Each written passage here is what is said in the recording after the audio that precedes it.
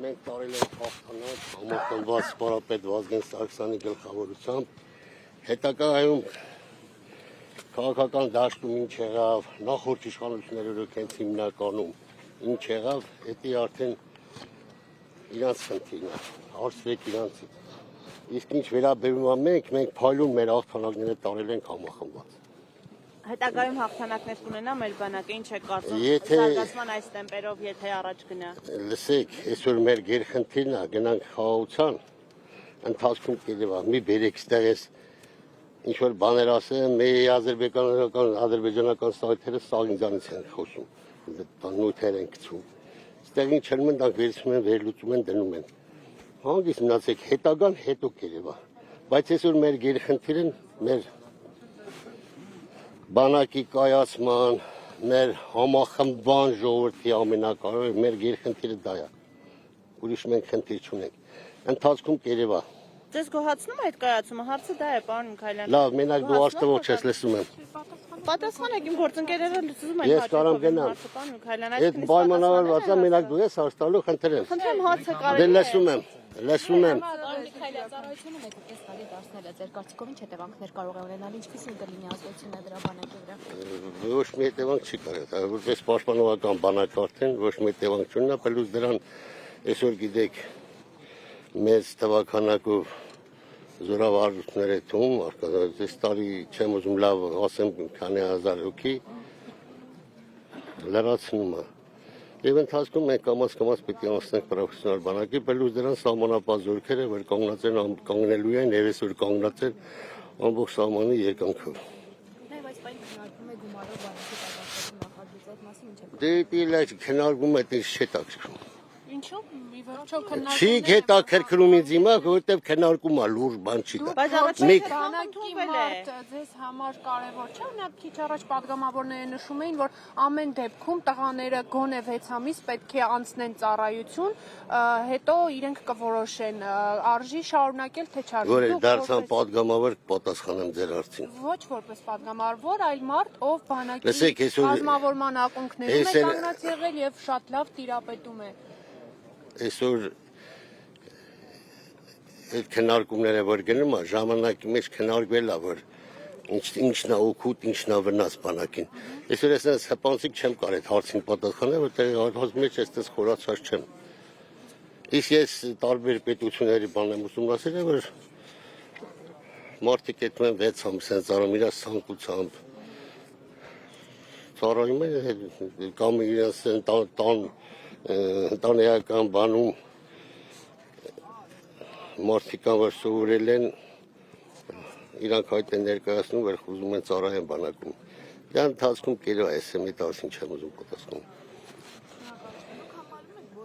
Բանակը կազմաքանդվում է կամ Ոչ կարամ համարեմ։ Ես բանակի մոտ կանգնած եմ, մենք դիրքերում կանգնած ենք, բանակը ոնց կարա կազմաքանդվի։ Նախ չթողեք շնորհավորի մեր ժողովրդին, հայոց բանակին, մեր ծառայողի հայկանած, այսօր դիրքերում կանգնած թե երկրապահին, թե հայ զինվորին, շնորհավորում եմ բոլորի բանակի կազմավորման 34 ամյակի կապակցությամբ եւ խաղաղություն մեր երկրին, տղերքին էլ բարի ծառայություն։ Պարոն Միքայելյան, վերջին հարցը, դուք ամենաշատն եք լինում սահմանին, տեսնում զինվորներին, բարոյահոգեբանական վիճակը տղաների մոտ ինչպես է։ 44 օրերն էլ բարձր։ Այս չի որ մեր զինվորը, մենք չեմ ուզում միշտ ասեմ, բայց մենք միշտ հայ ձեռքով ենք պարտվել։ Հայ ազգը միշտ պարտվել է հայ ազգի ձեռքով։ Պատմություն ուսումնասիրեք, կիմանաք, էդի բադ խնդիրա քննություն է, թում պարզվի։ Այսօր մոտ 30, լսեք մի րոպե, հայ ձեռքով էլ է, ազգային ժողովում գնդակարին, սպարապետին մեր, վերցեք մխիթար սպարապետի գլուխ կդրած թաղածային։ Կատուն եք վատ ղեկավարության հայի ձեռքով։ Դուք մի տարեք քաղաքականություն, վատ ղեկավարություն եղել է նախորդ իշխանությունների ժամանակ։ Եթե մեր թշնամին 20 տարի զենք ու զինամթերք էր արում ժամանակակից, այդ ում գլխին պիտի թափեր։ Մեր գլխին, չէ, բա մեր իշխանությունները ինչ են անում։ Եթե իրանք էլ գիտեն, որ ոչ մի հարց չի կարա բանակցային փուլով լուծվի։ Պարոն Մიქայելյան, դուք էլ իշխանության մաս չէիք։ Ես իմ գործն անում եմ խելոք, հանգիստ, ծառայում եմ Հայաստանի Հանրապետության 38 տարի արդեն։ 29 տարեկանից զենք եմ վեցել, մինչև հիմա ես բանակից Մեղավոր թե տեղի։ մեղավոր չենք փնտրում։ Ինչ։ Փաշինյանը գցում է հապկի վրա, հապկան մեղավոր, դուք ասում եք հայի ձեռքով ա եղել հիմա։ Դուք չեք գիտե, որ պատմություն ուսումնասիրեք, որ միշտ ելերա դավաճանություն, միշտ ելերա ինչ որ մեր վերելքի ժամանակ մեր պետության, մեր ժողովրդի մեկի խփել են ժամանակ դե բնականապետություն չենք ունեցել, անատի վրա է բոլորը ձևավորվել եւ այդ անատին վերացրել են, ոնց որ սպարապետին վերացրին, ոնց որ մխիթարը սպարապետին ուր է թամ։ Ինես մարդկանց են թույն է, որ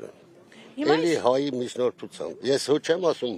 հայ ազգ է։ Բայց այն ժամանակ դուք էլ ասացիք պետականություն չենք ունեցել, հիմա ունեինք, արդյոք այդ ամեն ինչը հենց պետության կողմից չպետք է Այսօր պետականություն ունենք, թող է գնանք խաղաղության։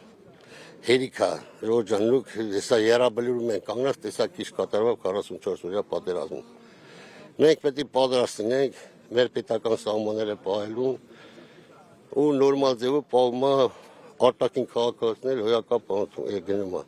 Դրա համար երեք չբզբզենք էլի։